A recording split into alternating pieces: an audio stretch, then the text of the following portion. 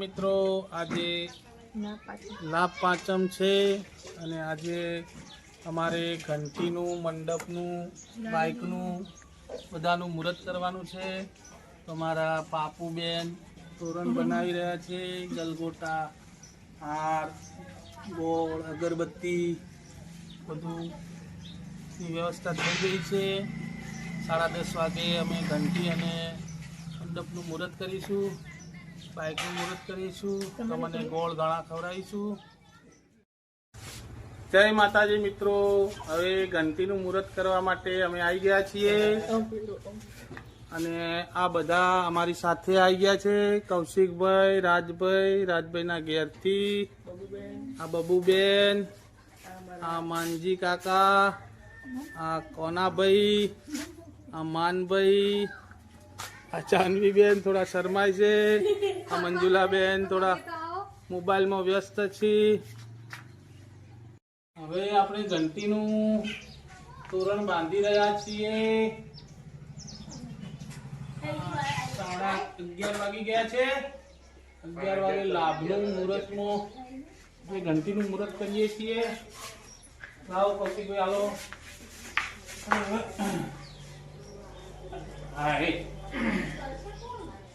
ઘંટીના શબ્દ ચોટલા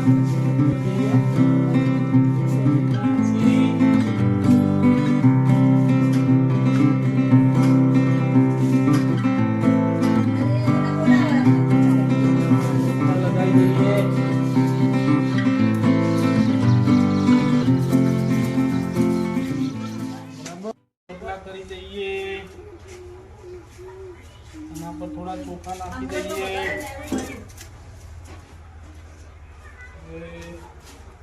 બોર્ડ ઉપર કરી દઈએ.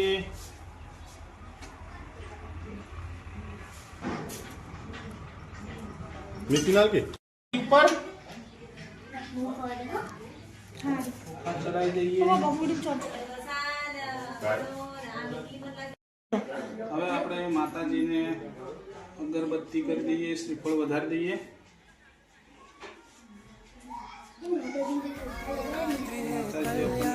तेरा जोड़ धरा पर कोई नहीं, मेरी माँ के बराबर कोई नहीं, तेरी ममता से जो गहरा શ્રીફળ વધારી દીધું. પાણી નહીં ના મળે. ખૂબ સારું આવ્યું. કેવું છું લાયા છે ઘંટીનું મુહૂર્ત કરી દીધું. ઘંટી ચાલુ કરી દીધી.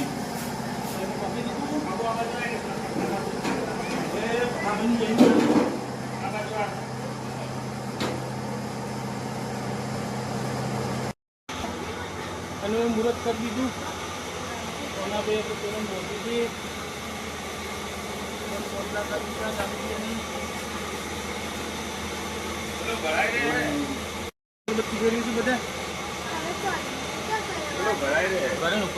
લેબુ મરચાં લગાવી દઈએ.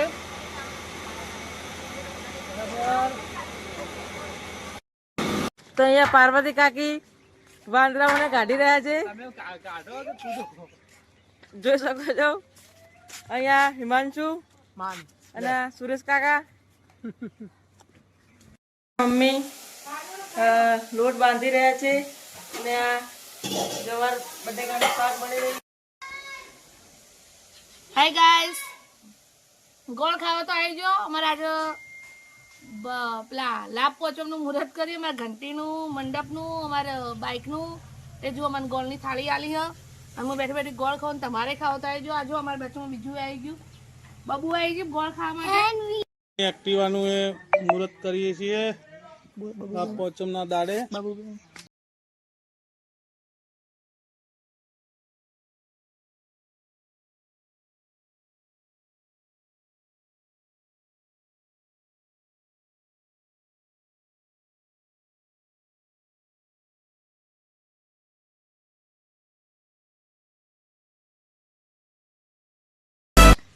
સવારના ગાડી જ સાફ કરીશ.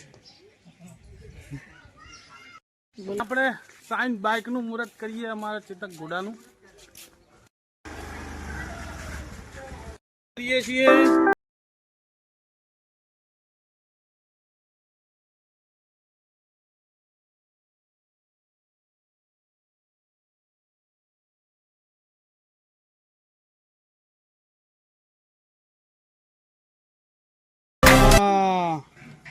રેડી. તો આજે સાંજ થઈ ગઈ છે અને આ બધા સાંજ માટે કંઈક ખાવાનું બનાવીશું. તો ચલો આપણે બધા જમવાનું બનાવીએ. અંજલાબેન ઉભા છે, જાનવીબેન, જીગરભાઈ, અને હવે આપણે રસોડા તરફ જઈએ. શું શું બનાવવાનું છે જોઈ લઈએ.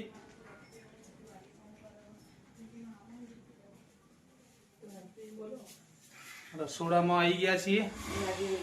હા, આજે આપણે વડીનું શાક બનાવીશું. એના માટે મેં લીધી છે વડી. એને બોઇલ કરી અને પાણી નીકાળી દીધું છે. હવે આદુ અને લસણની પેસ્ટ છે. આદુ, લસણની, ડુંગળીની વગેરે મિક્સ છે અને ટામેટાની પેસ્ટ. લાઇટરથી આપણે ગેસ ચાલુ કર્યો. ગેસને ગરમ પર કઢાઈ મૂકી દીધી. હવે આપણે રાઈસ બ્રાન્ડ ઓઇલ લીધું છે. ચોખાનું તેલ છે. અમે ચોખાનું તેલ જ વાપરીએ છીએ, RCM નું, જે કોલેસ્ટ્રોલ રહિત હોય છે, શરીર માટે સારું, ખાવા માટે સારું.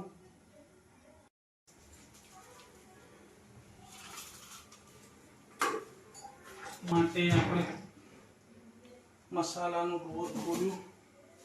ત્યાંથી આપણે લઈશું થોડી હળદર. ચપટી હળદર નાખીશું વડીના અંદર. અડધી ચમચી જેટલી નાની. અંદર થોડું અડધી ચમચી જીરું.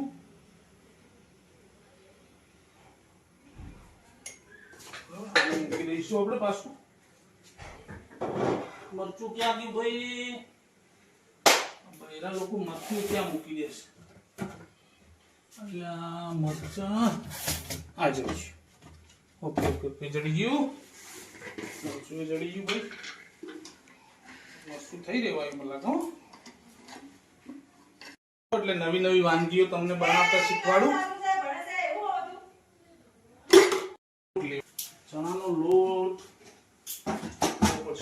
મળી ગયો ભાઈ. બરાબર, પૂછવું ના પડે.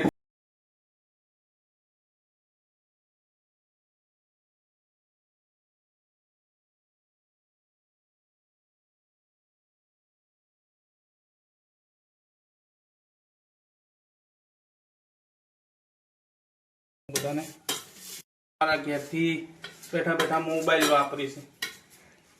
અમે અહીંયા રસોઈ કરીએ છીએ. ગરમ કરી એના અંદર આ નાખી દઈએ.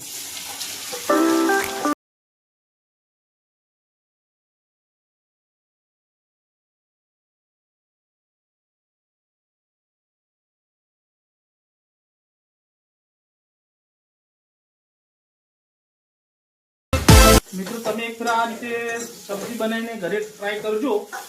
બહુ સ્વાદિષ્ટ લાગશે. એકદમ મસ્ત ચટાકેદાર થશે. તમને બહુ ભાવશે. હવે આપણે આને 3-4 મિનિટ સુધી આપણે એને મસાલાને વળીને મિક્સમાં શેકી લીધી છે તેલમાં. હલાવી ગયા છે અને મસાલો હવે આપણો કમ્પ્લીટ શેકાઈ ગયો છે. વડીઓ પણ શેકાઈ ગઈ છે. અંદર જરા પણ પાણી જેવું લાગતું નથી. હવે કોરી વડીઓ આપણે પાછી કાઢી લઈશું એક વાસણમાં. અડધો ચમચો જેવું તેલ લીધું છે. હવે આપણે પાછું ગેસ ચાલુ કરીશું. તેલને થોડું ફરી ગરમ કરવા દઈશું. શકો છો મેં આમાં 3-4 લવિંગ, તજ, જીરું, કાળા મરી 2-3 અને હિંગ લીધી છે વઘાર માટે. આપણે તેલ ગરમ થઈ જાય એટલે બધી વસ્તુનો વઘાર કરી લઈએ. હવે આપણે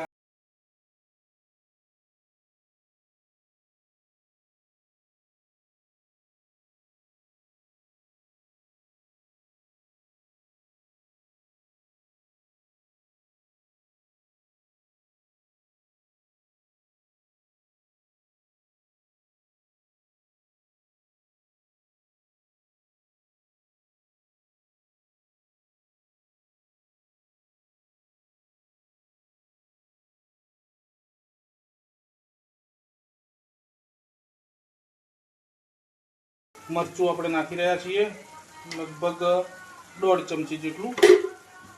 ઘણું તીખું નથી, ઘણું મોડું એવું મરચું છે આપણા પાસે. આપણે મિક્સ કરી દઈએ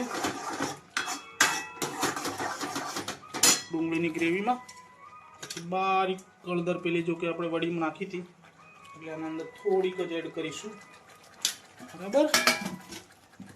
જીરું પણ વડીના અંદર આપણે શેકી ત્યારે નાખી હતું, જીરું પણ આપણે થોડુંક એડ કરીશું, 1/2 ચમચી જેટલું. બરાબર. મીઠું પણ એ રીતે પહેલાં નાખેલું હતું એટલે આમાં પણ થોડુંક નાખીશું.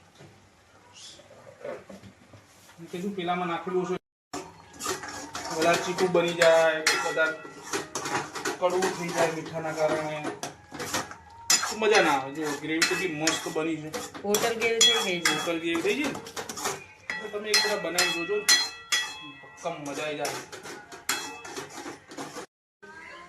છોડી દીધું છે મસાલામાંથી, દેખો છૂટું પડી ગયું છે, મસાલો આપણો પાકો થઈ ગયો છે. હવે એના અંદર આપણે ટામેટાની ગ્રેવી એડ કરી દઈએ, વળી થોડું ચડવા દઈએ. આમાં તમે જો તમારા પાસે દહીં હોય, હાલ અમારા પાસે નથી અને અમે લગભગ દહીં સાથે નથી ખાતા, પણ જો એના અંદર દહીં હોય તો પણ જેને ભાવતું હોય ને બહુ મજા આવી જાય, થોડું દહીં નાખ્યું હોય તો દહીં અંદર એડ કરી શકે છે. અડધી વાટકી જેટલું નાખી દેવાનું. હવે આપણે આપણા પાસે જે પેલી વડી પડી હતી એ હવે વડીને આપણે અંદર એડ કરી દઈશું.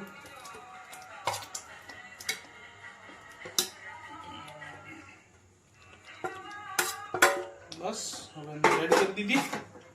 હવે મિક્સ કરી દઈએ મસાલો અને ગ્રેવી.